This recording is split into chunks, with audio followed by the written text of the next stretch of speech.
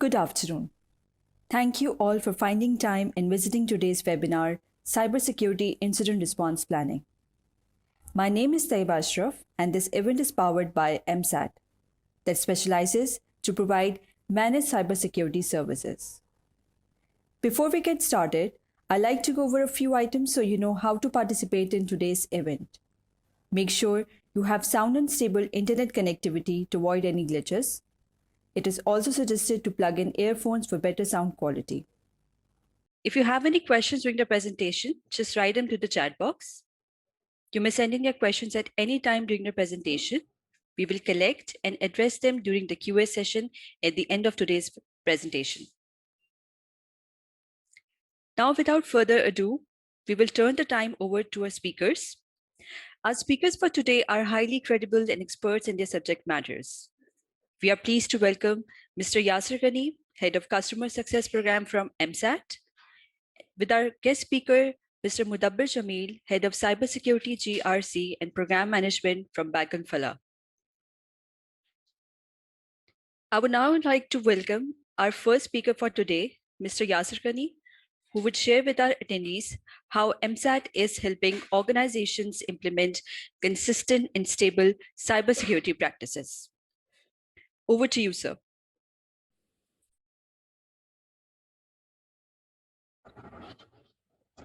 Thank you, Ms. Deepu. My name is Yasir Ghani, and on behalf of Amsat, I would like to welcome all our guests attending this webinar. We have the pleasure of hosting this webinar on incident response planning, as you all know, which is one of the many upcoming webinars and workshops that we will be conducting over the next few months. So please do look out for other webinars in the pipeline that we have over the next few months. I'm really excited today to be joined by Mr. Mudabbir Jamil, our guest speaker from Bank Fala, who will be providing industry insights into how to plan responses against foreseeable and unforeseen cybersecurity incidents. But before I give the mic over to Mudabbir, a little bit about Amsat.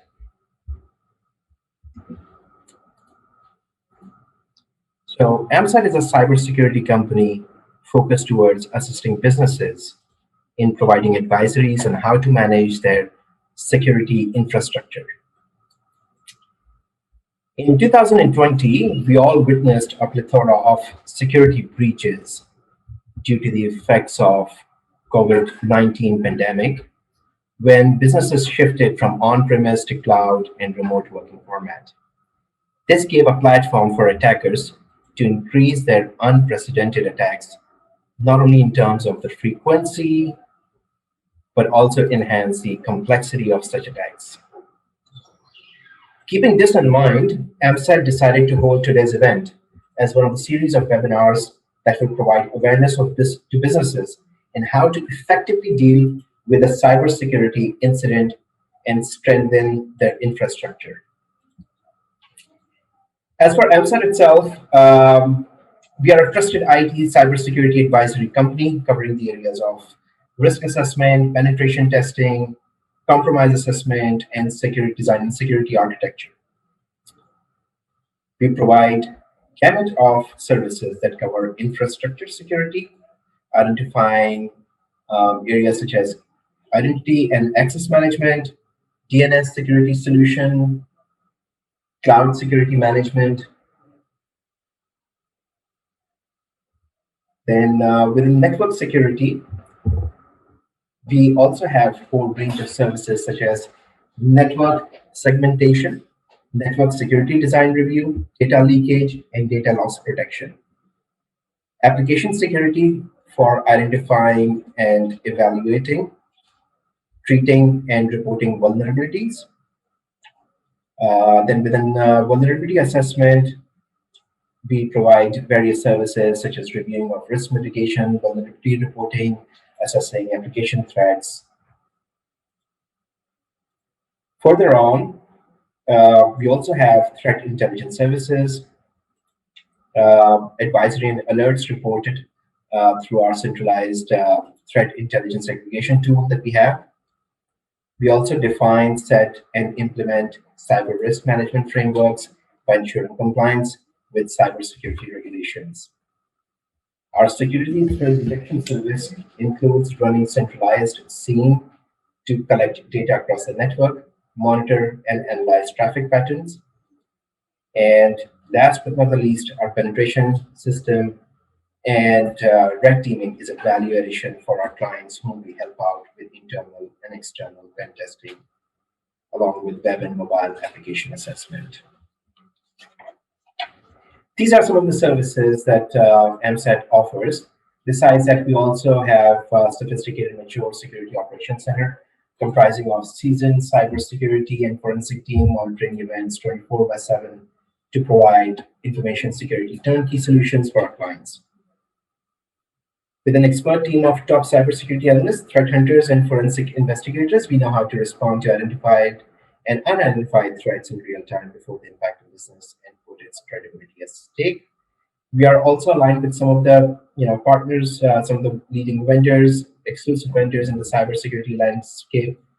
Some of the names that we have here are CrowdStrike, Fortinet, Proofpoint, CyberReason, Trend Micro, Acronis, and PRTG for network and monitoring solution. I'll just stop here with this. I would like to thank you all once again for joining today's webinar and hope you will find it useful. I'm going to request Mr. Mudabbir Jamil to take over and control the webinar and share his industry insights in terms of incident response planning. So, Mudabbir, I'm going to hand over the control to you. You can then run it, please.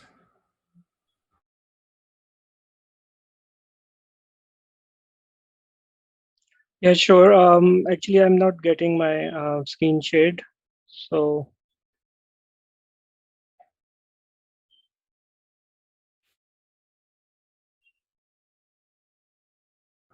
please check.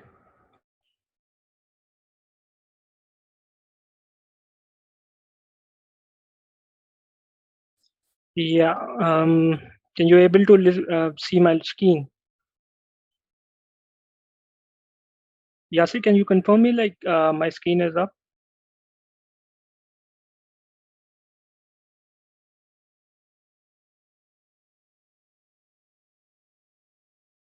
Hello.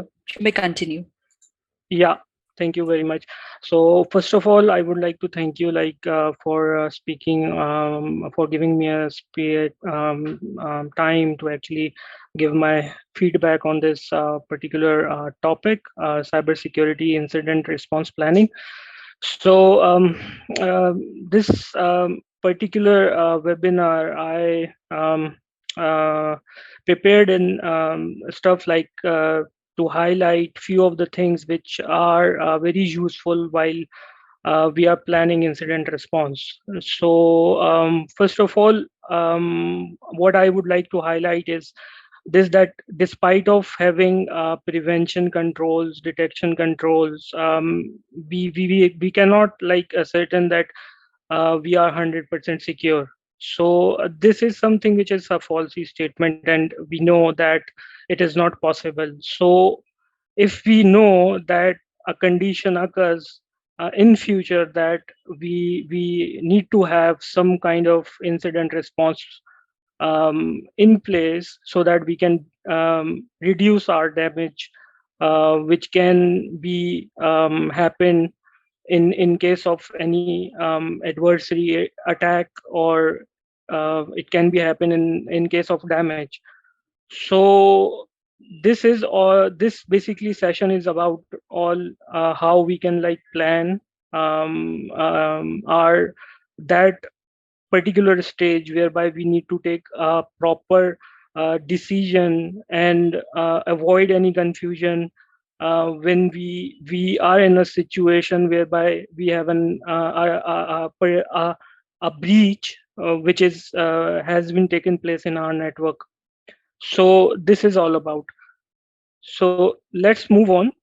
So despite of having, like I have already mentioned, that we have preventive controls and detective controls, we know that there will be a condition whereby somebody will be in our network and they are basically compromising our network. So what is basically dual time? Dual time is basically when attacker is inside your network, seeing all the things and planning accordingly how to get, how to meet its motive.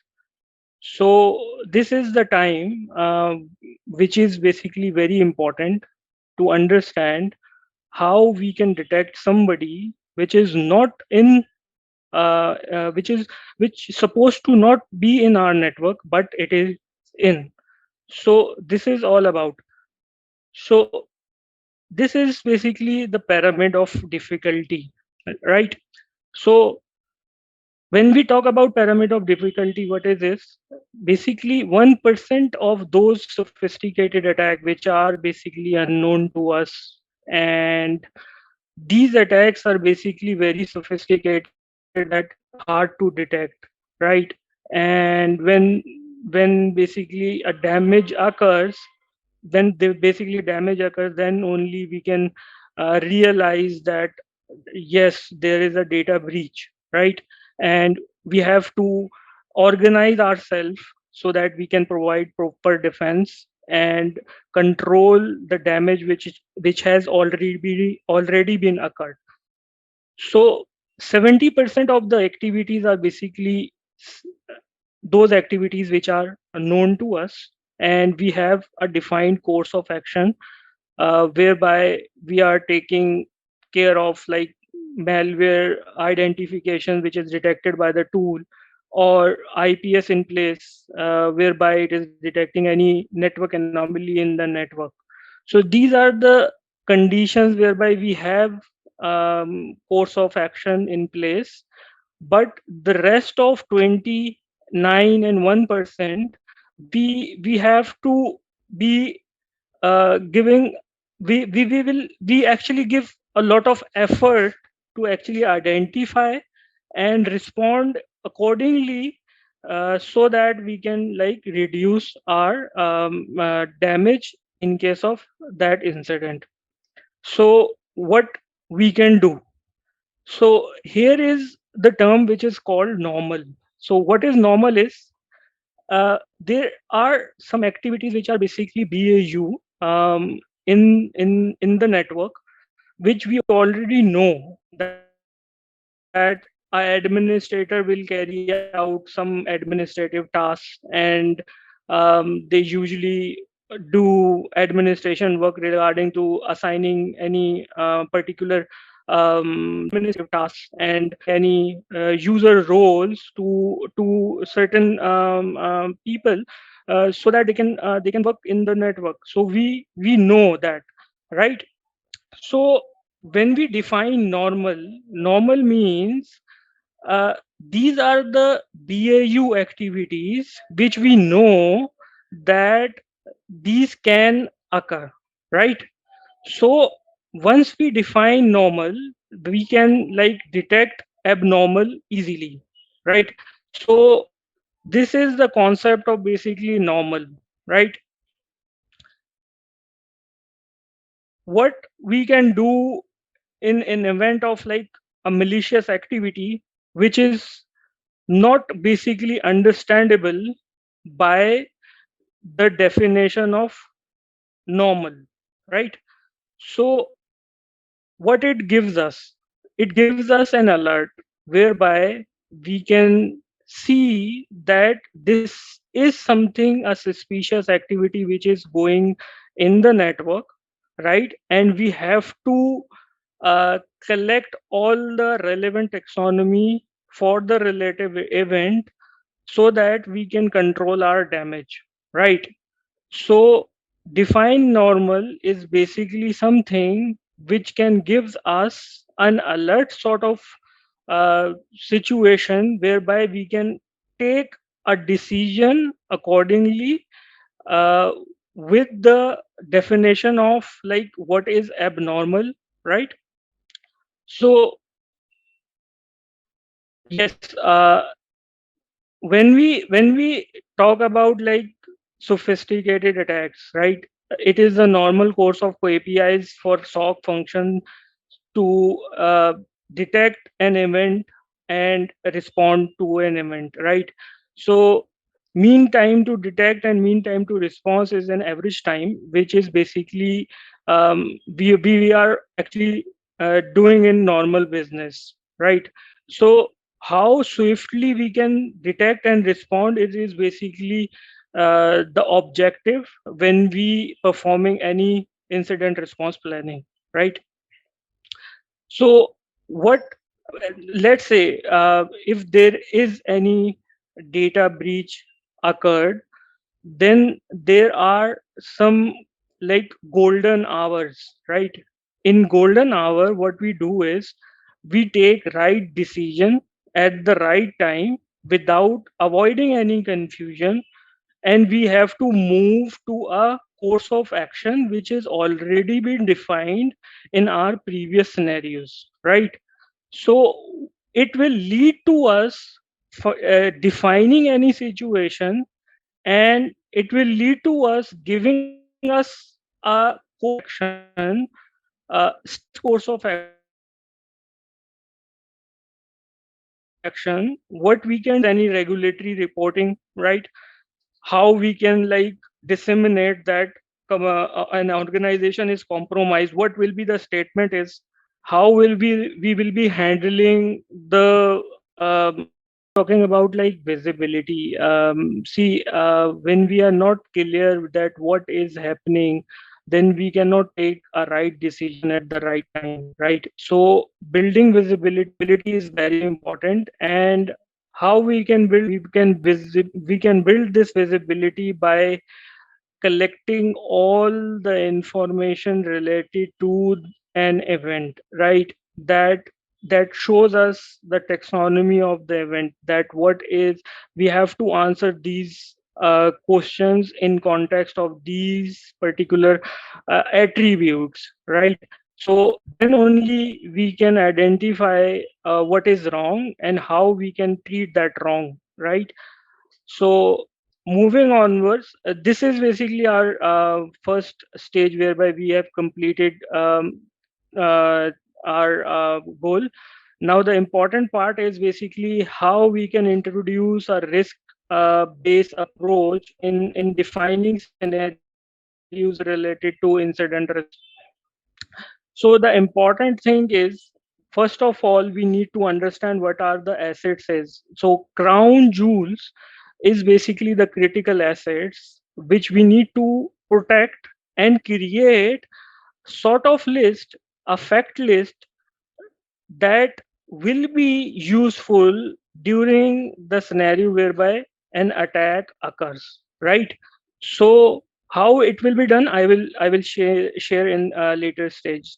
So in risk identification, what we will do is we take asset, we draw a threat landscape on that particular asset, right? And involve all the threat intelligence which is applicable on that asset.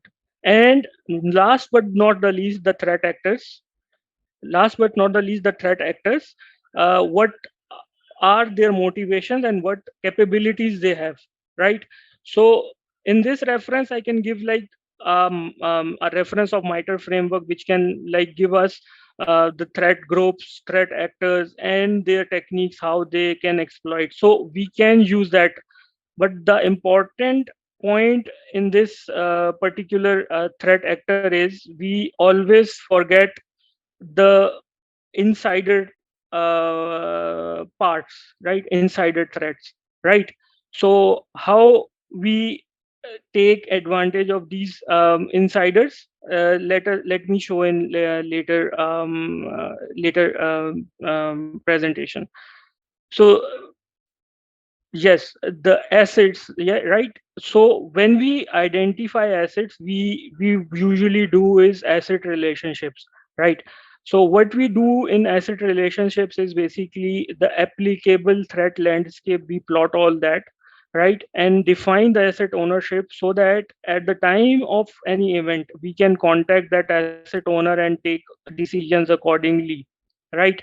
So this inventory is basically a fact sheet. This inventory provides us the fact sheet whereby we can take all relevant decisions at the time when any incident occurs, right?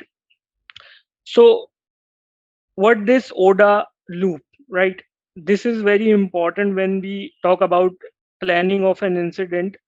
So usually this architecture is used in military, and how it is very useful. How it is useful for us? It is basically, it is a cycle approach, right? What we observe, we orient accordingly, right? What we observe from the behaviors, what we observe from the activities in the network, we orient it and decide the rules we need to execute, right? Once we decide the rules, we take action in an event when any activity happens, right? So this is a brief ODA model. We can use this ODA model in incident planning and take uh, the decisions accordingly. How we will plan, I can show in later stage. So yes, this is basically whereby uh, we actually adopt ODA model and how we correlate it with the incident response cycle, right? So first condition is observe. So observe is basically the associated tools and tactics. So yes, what visibility we have on SIEM, we take all the inputs, necessary inputs, right? And then we orient on the basis of vulnerabilities, right? So what vulnerabilities and threat awareness we need to provide, right? That is orient, right? In this, after orientation, we will move to decide. Decide is basically whereby we can define an incident management process, right? Document all the roles and responsibility matrices, and then last but not the least is basically act. What is act? Act is basically the recovery or the scenarios we have built, and what response planning we have done is basically act, right?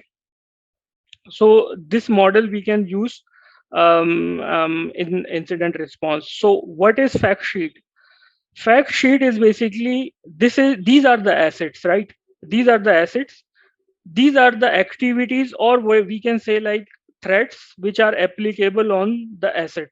So at the time when any event occurs, we should have this fact sheet in front of us and decide whatever it is possible on the particular asset, right?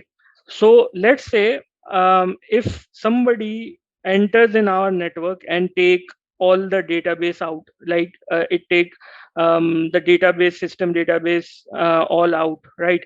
So if we have implemented the encryption on the table level or data level, right, so it can save us. So all of these controls we have to know at when the incident occurs, what we have in the basket, right? And what we can do at the time of an event, right?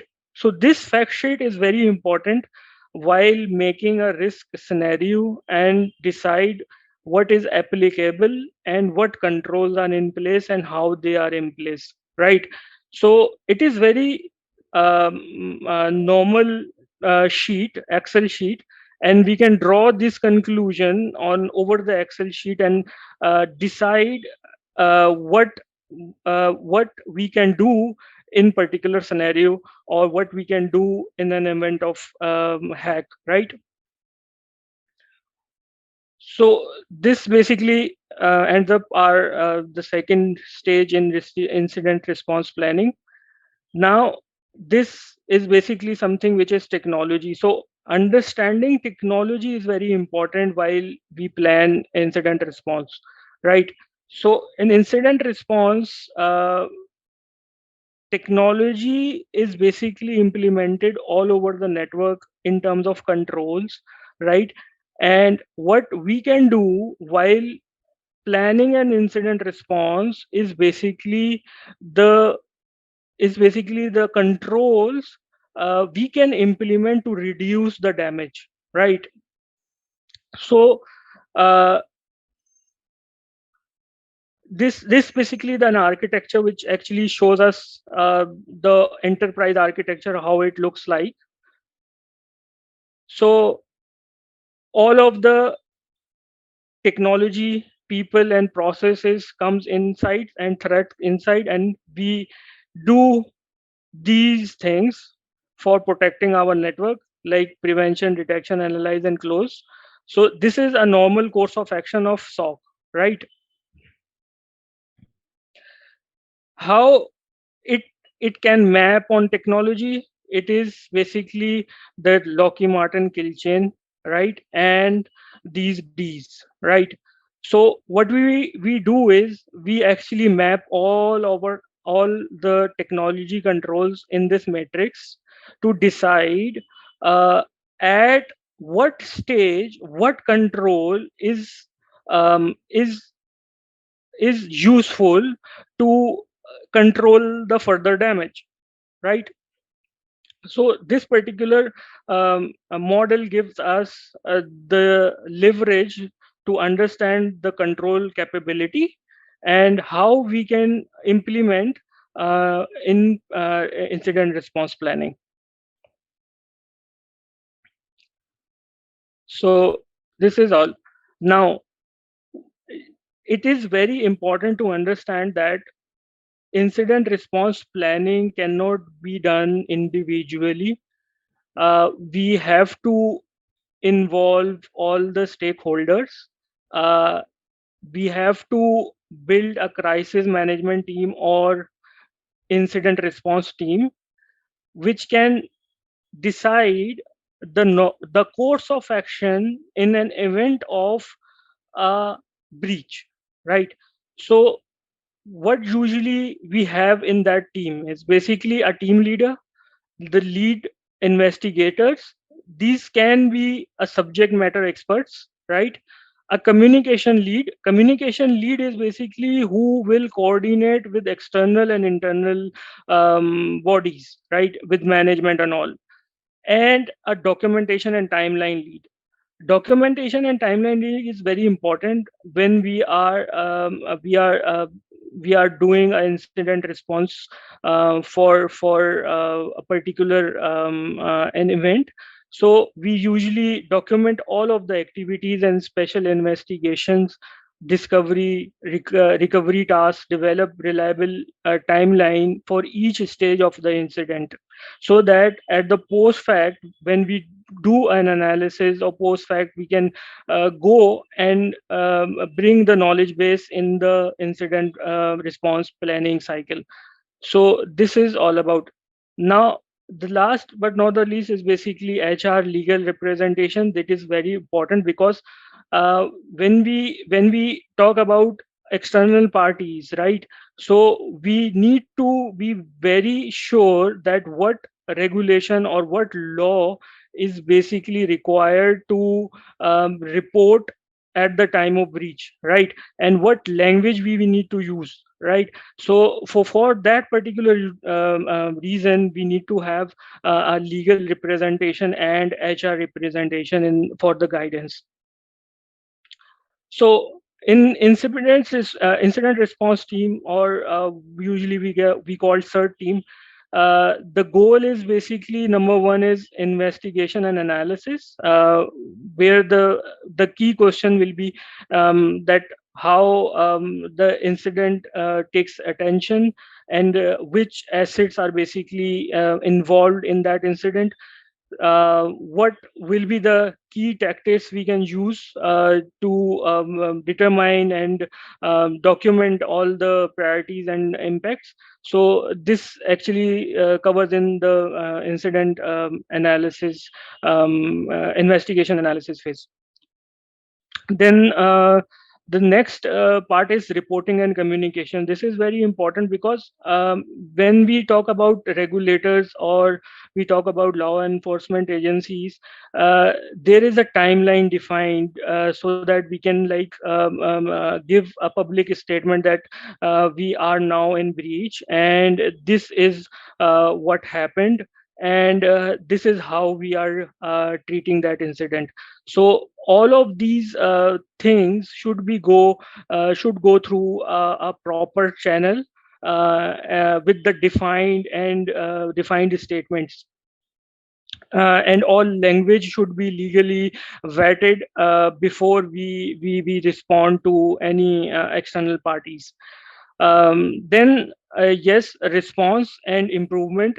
Whatever the course of action was adopted at the time of an event, how effective it was, and what key learnings, what lesson learns are there to actually improve the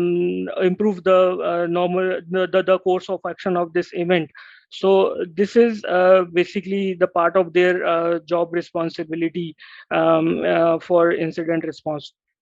Yes, for incident response, we do have frameworks whereby we can take guidance and use all the guidelines to comprehend or to fulfill our requirements related to incident response and planning. So, keeping in mind all these guidelines, we have regulatory requirements as well, that how regulatory requirements are basically applied on particular event, and how we need to respond on that particular requirements from the regulator in an event of breach, right? So this is basically from the incident response standards. So this is all. I am open for the questions.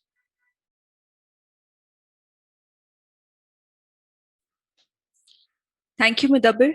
The insights shared by you have been quite enlightening, considering the upcoming cyber breaches.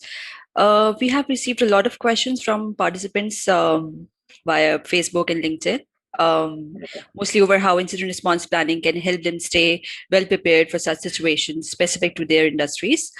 We'll definitely answer to all of your questions individually, but because we are short in time, we'll put up few. Just a reminder, you can still submit questions to the questions pane in your attendee control panel. One of our question is just quoting the exact question. Since all technologies are moving on cloud, I would like to ask how we can protect data that can be copied, moved using cloud storage solutions like OneDrive or Dropbox. Yeah. This is a very good question, because now we cannot restrict data inside the data center. Now data can move in multiple boundaries. So what we need to do is we need to understand how data is moving, and what data management is being done at what level.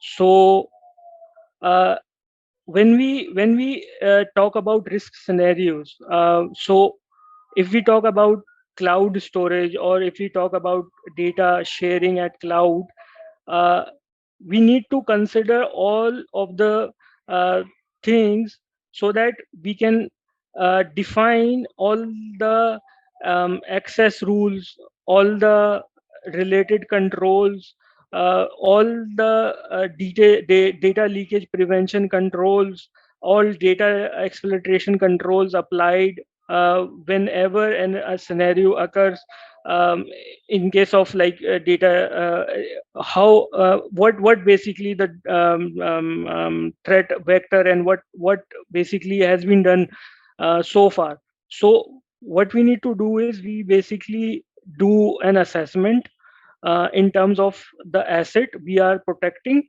right? And how important to us. First of all, we need to decide the classification, that is it important to us, and if it is important to us, what controls we required to actually protect that data, right? So it is it is something we need to plan, right? We need to plan access control, we need to plan how data is managed in cloud, how data is exchanged from data center to cloud. So all of these scenarios need to be considered while we are planning for the response of any cloud related solution. Hope I have answered the question.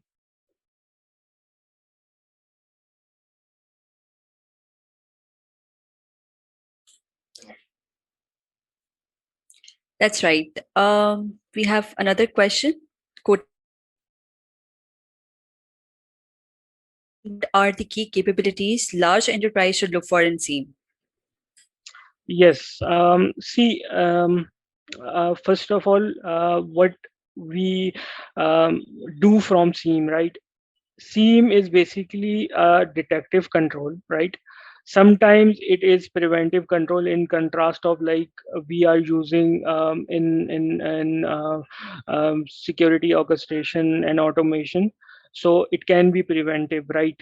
So it all depends what our objective is, how we are planning for SIEM to be implemented in an enterprise, and how capable we want to uh, be in terms of SIEM visibility, and what actually we are driving from SIEM. So these are all the questions while we are considering SIEM for an enterprise, right?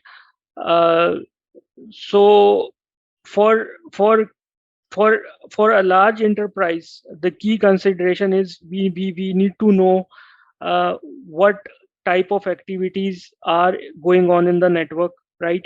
So for tapping all the network activities, we need to have the at least we need to have the boundary controlled controls, which are basically the firewalls, right?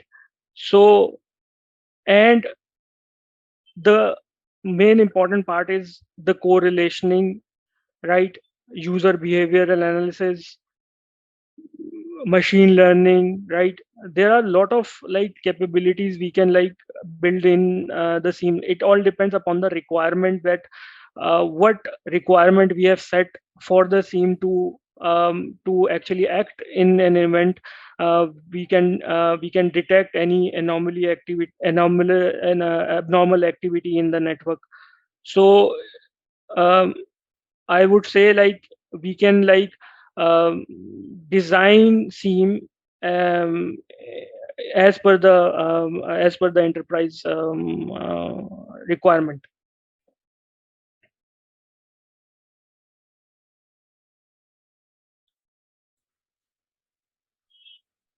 That's right. Munapir, we have another question. How effective is it to stimulate the incident response exercises within the bank? Like where to start and what kind of incidents can be stimulated? Yeah. So if we talk about bank, right? So we need to consider bank threat landscape.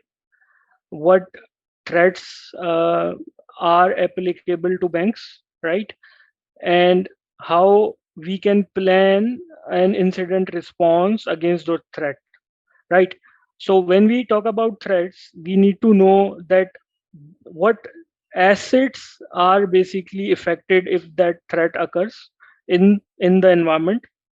So we have to plan accordingly, and once we plan, we need to ensure plan effectiveness in terms of like dry runs or cyber drills.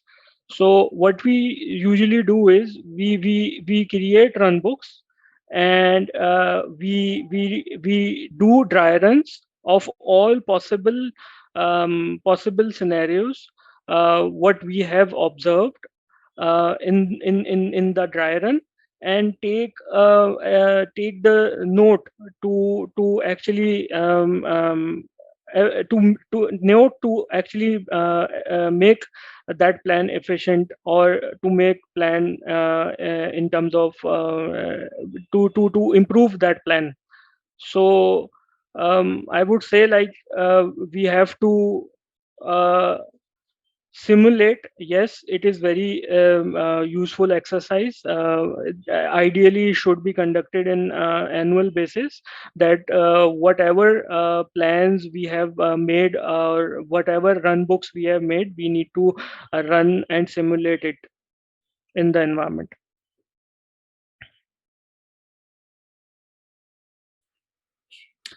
Thank you, Mudabbir. It looks like we have covered all of the questions so far now. And is there anything else that you wish to cover before we wrap up? Yes, I again emphasize that what is important is how we behave, or how we act when an enterprise get to know that it is hacked, right? So it is very important that how we act at the initial stage, so that we can reduce our um, further damage in the environment. So it is very important. Yes, we invest on preventive controls, we invest on detective controls, but we have seen a sophisticated attacks in recent past, that those preventive and detective controls are compromised. So so yeah, we it is basically the planning which will ensure that in an event, how we act and how we can reduce our further damage to our organization in case any adverse, or in case of any hack. That's right. Thank you so much for all the insights and all the detailed practices that you have shared with our attendees and the panelists as well. Please share the controls with me so that I can proceed with the webinar, move towards the end. Yeah, sure. So I hope we have covered all the relevant questions that you have put up. There are also some other questions that are put up by attendees and participants via LinkedIn and Facebook. We will definitely be answering to them individually. You may also send in your emails just in case to have access to the post-presentation documents. Thank you, Yasser and Mudabbir, for your valuable time. And thank you everyone for attending today's webinar, Incident Response Planning. If you have any other questions, please contact yasser.ghani@amsat.pk. Once you leave today's webinar, you will receive a feedback form. We would appreciate if you would complete that in case you have missed out on the insights. Do log in to our Facebook, LinkedIn, YouTube channels to access live streaming of the entire session. On behalf of Amsat and our presenters, thank you for joining us today and have a great rest of your day. We hope to see you soon again. Thank you.